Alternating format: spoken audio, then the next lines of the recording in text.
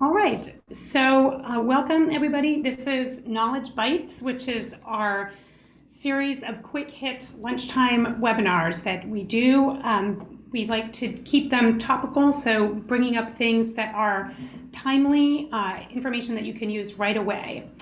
We do post these all to our website at Bdcc, the Southern Vermont Economy website. We have a huge archive of these, so if you're ever having a slow day at the office, I highly recommend going in there and accessing materials. All our trainings and our Knowledge Bites webinars are posted there, so it's a really great resource.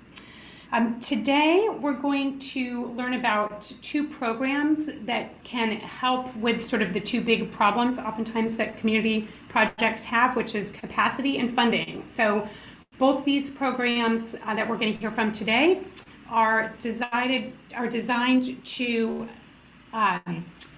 help build capacity for projects to move forward. And it's really great programs. And I'm sorry, Mariah, there's a typo in your name, but you have an H. Mariah has an H on her name.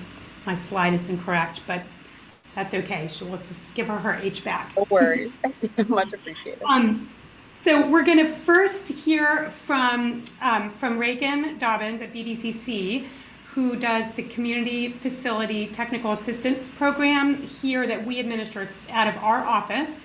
And then we'll hear from Mariah, who administers the REDI program.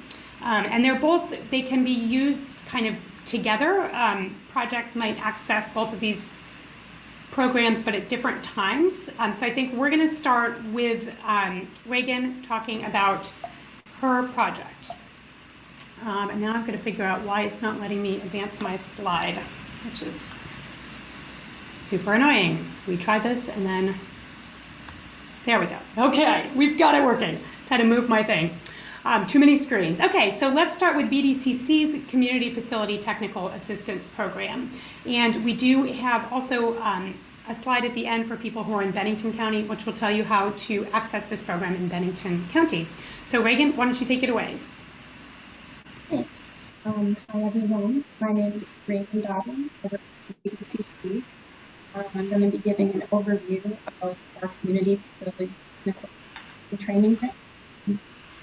Before I get started, I just want to thank Meg for putting on this webinar and allowing me to bring my program here in the public. Regan, I'm not actually hearing you that well. Is anyone else having trouble hearing her? Maybe get closer to, maybe it's just me. Can you hear me? That's a little better. Just speak up will be great. Okay. I'll get a little closer. Is that better? Okay, I'll restart.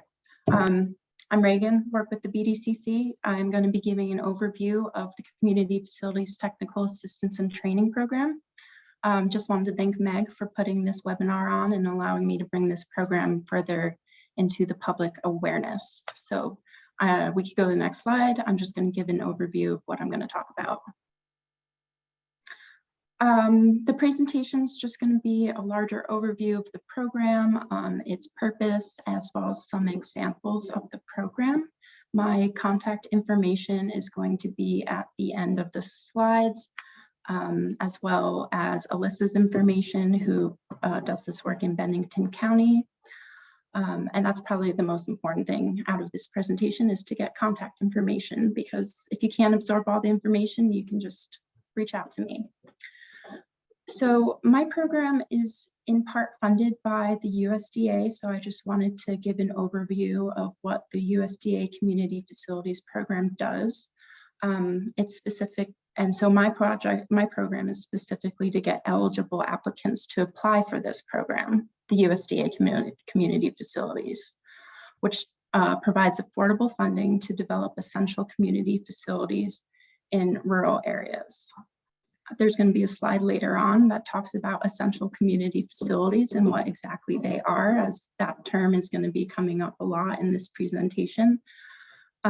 So we can get to that later, but eligible borrowers include public bodies, community-based nonprofit organizations, as well as federally recognized tribes. In addition to being an eligible borrower, the borrower applicant must be from an eligible area, as this program is for rural communities. So that includes rural areas would include cities, villages, towns of less than 20,000 residents. And as my program only works within Windham County, every town is eligible. So Southern Vermont, very Southern Vermont. So the Community Facilities Technical Assistance and Training Program, my program. So essentially what we are looking to do is increase the capacity in rural communities for that USDA funding that was previously described in the last slide. And we want to improve the essential community facilities in our rural towns. My program, the eligible purposes and projects are pretty broad, and I will be providing a few examples of them in a later slide. What we want to do is bring as many projects into my program as possible. There are the same qualifications for eligibility as the USDA loan and grant program. You have to be a public body, or you have to be a nonprofit that has essential ties to the community, or a federally recognized tribe. So the Bdcc Community Facilities Technical Assistance Program is designed to help qualified projects and applicants with project development and management, and with becoming successful applicants to the USDA Community Facilities Direct Loan and Grant Program. So navigating those applications for the USDA Direct Loan and Grant Program can be somewhat difficult, and there can be parts of it that do require a cost. So some examples of the uses of my program would be paying for items on those applications, such as feasibility studies, architectural reports, environmental reports, or engineering reports. Also, as a technical assistance and training provider, I look at other ways to help applicants, such as project management, helping people navigate the applications in other ways, looking to secure funds from other sources just to help finance and realize these projects. So Mariah, who will be speaking after me, I could also refer to her programs and funds to help projects just receive as much funding as possible. The most important thing is getting all of the funding that a project requires to be realized. So that's generally an overview of my program. We could probably, yep. So these are some of the examples of the essential community facilities. So they could be run through municipalities, or they could be run through nonprofits. There's a wide range of facilities that my program can help, such as, healthcare facilities, hospitals, town halls are a big one, childcare centers, Vermont needs more childcare, public safety services, fire departments, nonprofits that provide educational services, utility services, and local food systems. So, and this doesn't even, the list is exhaustive, basically. There's a lot of different community facilities that we can work with. So I wanted to touch upon the USDA loans and grants very briefly, as it's a part of the purpose of my program to push applicants to go for the larger funding sources. My program does smaller grants, and the larger funding sources can be accessed through the USDA Community Facilities Loan and Grant Program. So they, as I said, they have loans and grants. The direct loans have no upper limit on funds. They have low interest rates. They are fixed interest rates for the duration of the loan, and there is a repayment plan of a maximum of 40 years, and there's no prepayment penalties. The grants max out at $50,000. There are towns within Windham County that are not eligible for the USDA grant program, as it is based off the population density as well as the median household income. So if the median household income of the town is too high, they will not be eligible for a grant. Any information or any questions about this, you can either reach out to me or contact the local USDA provider. All this information is detailed on their website. All right, so I just wanted to provide a few examples of how my program funding can be used. I've got two entities, different entities that I've worked with here just to show the range of my program. I've got a municipality and a community-based nonprofit. The nonprofit I'm currently helping navigate through a USDA loan application. They have one in there now and we're working together to get it through. Through my technical assistance, I have provided funding sources that weren't through my program to help them do an environmental review. And most likely they will be using my program directly to use the funds for an architectural review. So it's just a small grant to help with that portion of the loan application. And what they're looking to do is use the USDA loan to purchase and fund the building of a facility to greater serve their community. The other entity that I'm working with is a town hall, and they could be a USDA loan or grant applicant in the future.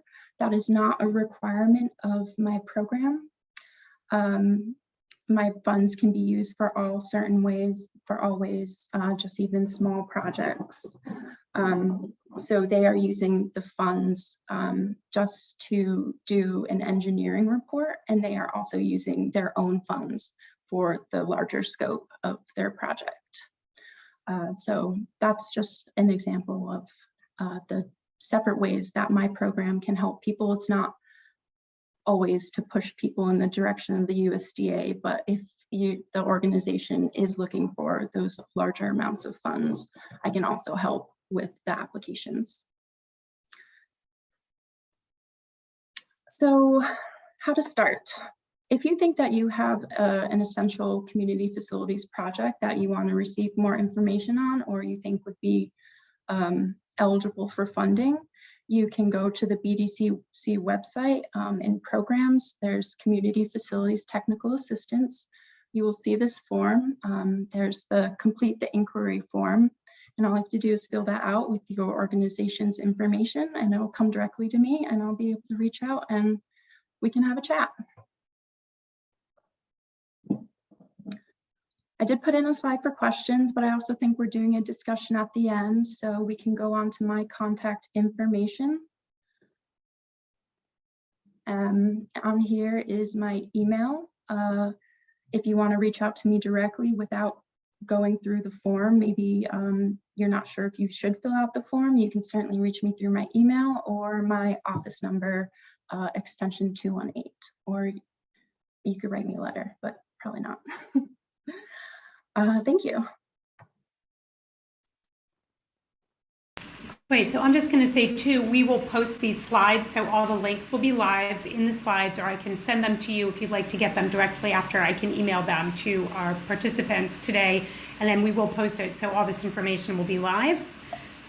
For people who are in Bennington County, the USDA Community Facilities Technical Assistance and Training Program is administered by VCRD, by the Vermont Council on Rural and Development.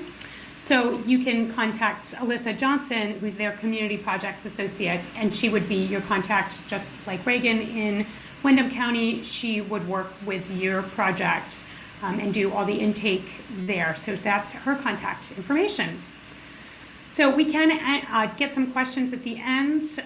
Let's turn it over to Mariah now for REDI, and then I think we can just, I think that will work to have questions at the end, if that's okay. Are you ready, Mariah? Okay, Yeah, she's had absolutely. Perfect. Okay, great. So take it away, and I can try and advance the slides, or just tell me if you're ready for me to advance it. Perfect. Yeah, I'll keep you posted. That's great. Hi, folks. My name is Mariah Noth, and I manage the Rural Economic Development Initiative, affectionately known as the REDI program at the Vermont Housing and Conservation Board.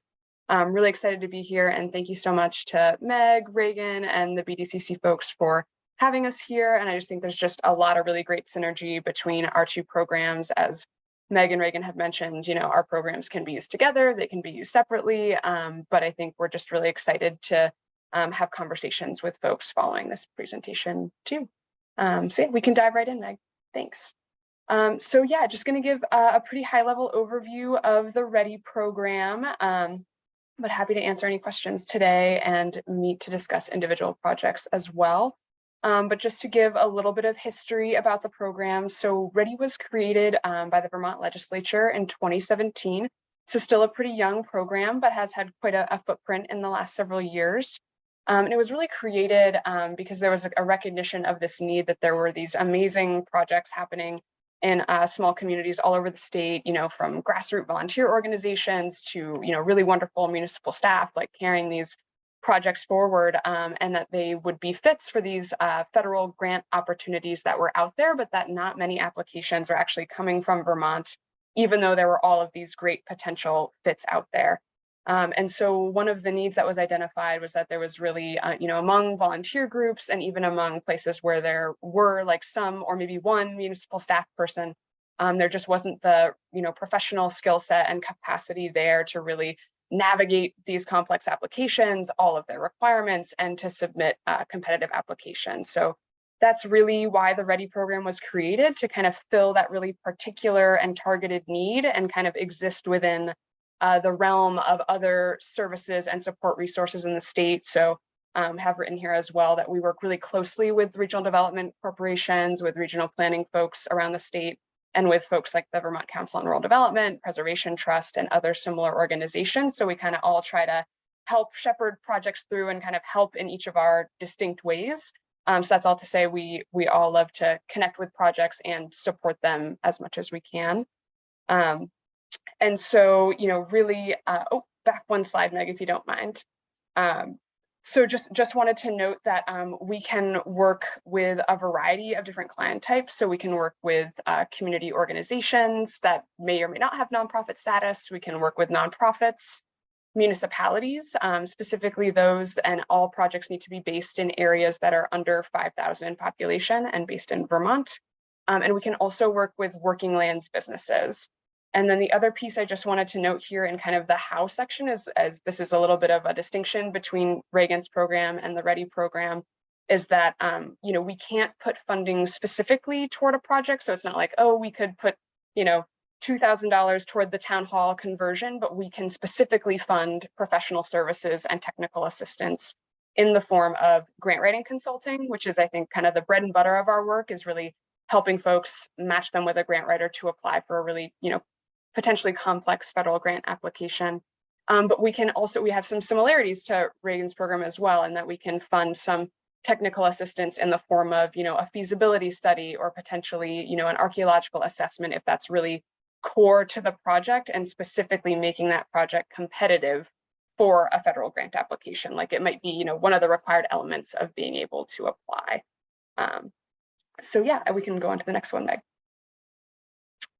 So we do have a variety of eligibility requirements for the program. We do help a broad array of clients and projects, but there are what I like to call kind of some bumper rails around what we focus on, and then some particular requirements within that as well that I'll get into. But so all of the projects that we work with, again, have to kind of be based in those areas that are under 5,000 people, which is kind of, I guess, kind of the largest sticking point that we have for our program. But then also really focused on, a connection to economic development in those small communities, and that we kind of have a particular lanes and focus areas that our funding goes towards. So these are kind of the main headers of what bucket areas that we can fund. So I'll just run through some examples real quick. So we can fund working land sector development. So that includes working with farm, food, and forest businesses to help expand, their operations and impact their local economies. So that might be something like value-added dairy or meat processor. There's a great example here of Monteverdi Salumi, which is a salumi producer in Canton, Vermont. And so there's a variety of projects that we can work with in that sphere as well, but again, based in those areas under 5,000 people. Outdoor recreation, so some projects in that area could look like trail infrastructure development, could look like wayfinding signage or public parks, pump tracks for, dirt bike riding and things like that. And then there's kind of this larger bucket, which I think, folks that will be watching and listening in today might be kind of the most connected to, which is this community-based economic development bucket. So lots of words, but basically that kind of is there's a broad array of projects that fit under that, but thinking largely about, community infrastructure, and that can range from kind of traditional forms of infrastructure like water and wastewater projects for a town that can lead to economic development, all the way through to, more community-based infrastructure like childcare centers or a community center. We can also fund projects like broadband. We can fund, some examples also include a variety of historic preservation projects and adaptive reuse. And we work with a variety of partners around the state on those kind of projects as well. And then just another kind of keynote that's here is that our funding is also particularly focused on accessing federal funds, because we are funded through the state. So largely our goal is to use these state funds to help folks access funds that otherwise would not have made it to Vermont. But if there are a variety of programs in Vermont that are actually, they're state programs that are funded federally. And so I'm happy to talk with folks on a case-by-case basis if they're interested in applying for a particular grant and don't know if it's eligible for our funds. But yeah, we can go on to the next one, Meg. So just to kind of map out a couple of our other bumper rails in terms of eligibility. So again, I've gone through a couple of these areas, but a couple that I just wanted to touch on is about kind of the stage of project. And this again is, I think, where the community facilities technical assistance program and REDI overlap, but also have some distinctions.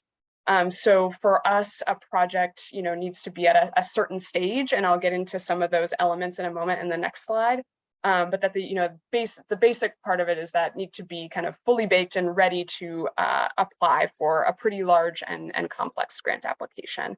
And then another key piece is having municipal approval and support for the project. So for us, that looks pretty simple. Usually when projects get to this stage, they definitely have a variety of support behind them. But that we might require a really brief letter of support from a town representative or a select board, and that's just kind of a piece of the puzzle there. The other thing I like to note for folks is that we absolutely agree and firmly believe that housing is a really key form of economic development. Because VHCB, the parent organization for this program, has a whole division on affordable housing development, we really refer folks in that direction, and that REDI funds are not particularly focused on supporting housing projects. So that's just something to note there too. We can go on to the next one, Meg. Perfect. So just to dive into a couple of pieces of what kind of readiness looks like for us, and of course, an opportunity to use a pun, because that's one of my favorite activities.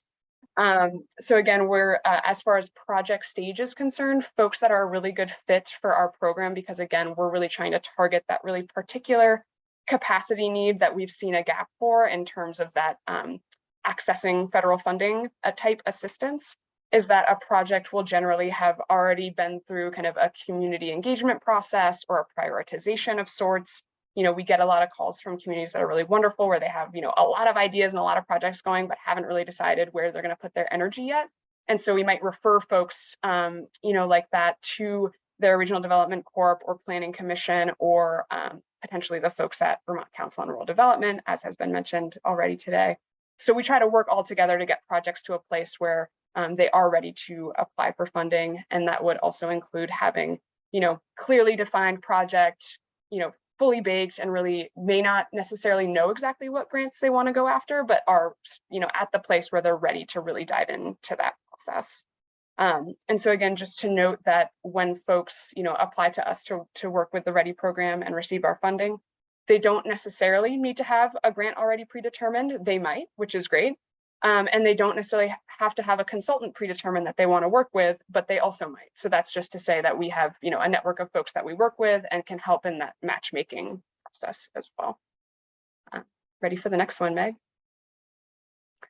So again, I won't go into too much detail on this, but just to kind of illuminate what a little bit of the process looks like for folks who, quote unquote, enroll with the REDI program, is that pretty much I'm the person that folks talk to when they first are interested in the program. I have a conversation with everyone that comes through to see if they're, a good fit or maybe a good fit in the next few months. And so we kind of have that conversation. I try to be a resource for folks, just as Regan is, to, if they're not quite a fit for REDI, to get them connected with the folks who can really support them in the current stage that they're at. And so if they do happen to be a fit for the program, I would provide them with our online application, which is, again, it's very quick. It's really just, getting, the right contact information for the project leads, an understanding of, summary of the project, and what kind of assistance they might be looking for. And then at that point, like I said, either, a client might have a consultant in mind that they already want to work with. They're like, oh, it's X person in my community. That's a great grant writer. We want to work with them. They know our project. Sometimes that's not the case, and that's totally fine. We would go to our network and identify someone who's a good fit. And then basically, they'd work together to develop out a scope of services that they would send back to us. And then once we approve that, basically we would contract directly with that particular consultant person. And then those folks go off together to do their work, and we're there kind of in the background for any questions, but that we really kind of take a back seat to that and hear about kind of the developments and deliverables once that's complete. And then there's just a note here around kind of the size of our funding awards, for lack of a better term. And so generally speaking, those have a cap per project of around $6,000. There's a little bit of flexibility, but we see projects range anywhere from $1,000 to around that $6,000 to $7,000 cap as well. On to the next one. So yeah, I just wanted to again share a couple quick examples, as Regan did, of some of the projects that we've supported over time, just to like get the ideas flowing of whether some projects in your community might have some similarities and be a fit. So again, this is kind of the focus area that I thought might most connect with folks here today. So in this kind of community and economic development area, some of the projects that we've worked with before is the Albany Community Trust was an organization that came together to kind of save their general store and community gathering place. And so we were able to help those folks. They actually did have a person embedded in their community that they felt would be a really great fit, but had otherwise just been, volunteering their time and just couldn't quite splice out enough time to really carry forward a full grant application process to a federal grant. So we were able to support that person and work with them, and they were able to secure nearly $90,000 from the USDA Rural Business Development Grant Program. And that kind of led to a string of other applications that led to over $1 million to support that project, which is now open. Very exciting, great place to go visit. Another similar example, well, somewhat different, but somewhat similar example is another community group, the Bridgewater Area Community Foundation. Again, very grassroots community volunteers came together to identify some needs for their community, but also wanting to understand a kind of a next step for a historic building that was also a school that had, no longer in use as a school, and like, what should we do with this infrastructure? And so they decided to come together and really felt that the community really needed childcare, which is a huge need across the state, and a gathering space for their community. And so they came to us for some support along kind of a spectrum of their process.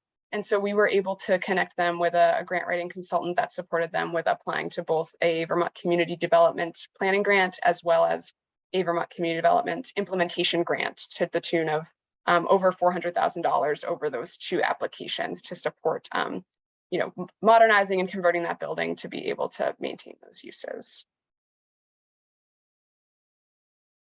And then again, just a couple examples here of some outdoor recreation projects. Supported the folks in Pownell with some trail development work through a recreation trails program grant. And then actually this next one, the Slate Quarry Park in Poultney, supported those folks, again, connecting them with a grant writing consultant to apply to a land and water fund grant. And that was really exciting. That project, really came together around recognizing they wanted this public outdoor space for that community, and really also wanted to honor the legacy of slate production in that part of the state. And so there's some beautiful elements to that park, and it's actually opens tomorrow at 5 p.m. So very excited to see that kind of come full circle. Go on to the next one.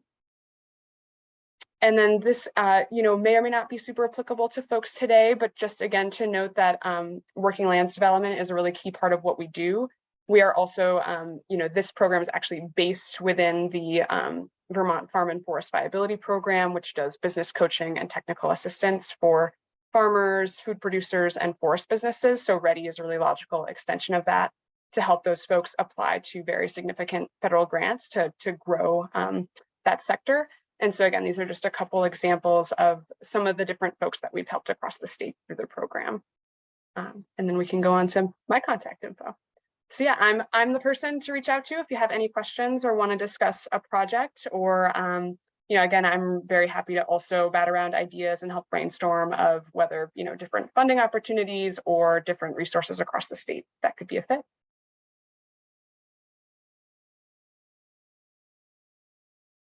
Okay, well, that's great. We are right at 12:30, but if CJ or Alyssa, if you have any questions you'd like to get answered right now, you can just feel free to unmute and bring those on. And again, I will share.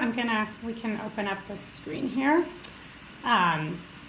Great, so feel free to ask a question. Go shoot, fire away. I just say thank you, to Regan. She's already helped me with the technical assistance grant that they've had at Family Health Hospital. So I support that program for sure. It went towards architectural fees. And Mariah, I would definitely like to talk to you about a project that we have in the works, and maybe some things that I don't know about. So thank you for introducing yourself. So I'll take your contact information. When you post the slides, or if you want to send them to me now, that would be great. I'll get your contact information. Right. Thanks. Yeah, and I can email those directly to you as well, so you'll get it faster. So that's great.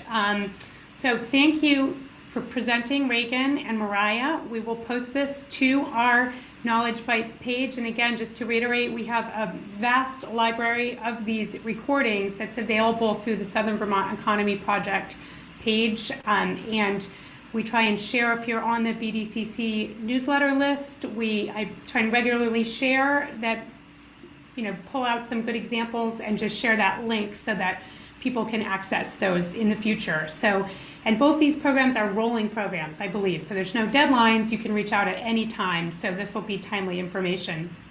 Well, with that, thank you for joining us, Regan, Mariah, and our guests. And we will look forward to posting this and see everybody for the next time. Thanks so much. Thank you so much. Thank you. Have a good day.